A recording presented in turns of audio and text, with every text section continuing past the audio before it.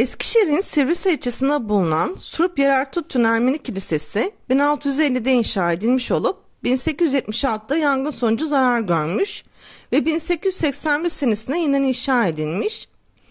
Kilise Ermeni mahallesinin orta kısmına, saat kulesinin eteklerine yapılmış. Tamamı taş işçiliği olup yapımında pek çok da Türk çalışmış. Anadolu'nun en büyük 3. kilisesinden biridir. 1400 metrekarelik alanda inşa edilmiş olup uzun yıllar bakımsız kalmış. Yapı günümüzde kültür ve toplantı amaçlı pek çok hizmete de ev sahipliği etmekte.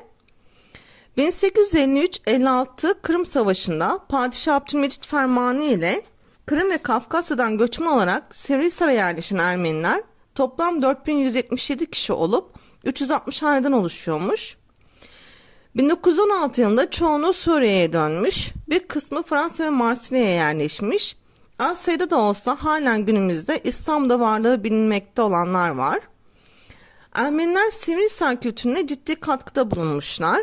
Özellikle el sanatında kuyumculuk, terzilik, bağcılık, yemek çeşitleri halen sürdürülmekte. Kendi adlarını taşıyan bağ evleri, hamamları halen mevcut. Kilisenin iki tarafında çan küreleri bulunmakta.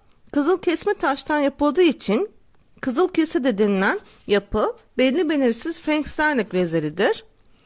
Kilisenin arka kısmında vaftiz odası, güney kısmında papaz odası bulunuyor. Surp Yerortutyun Kilisesi'nin batı cephesine bulunan üst sıra pencerelerin kilit taşlarına sayıların tek tek yazılmasıyla inşaat tarihi verilmiş. Buna göre yapının inşaat tarihi yangın sonrası yeniden inşa edilen tarih yani 1881 olarak kabul edilir. Hadi şimdi hep beraber bu kiliseyi gezelim.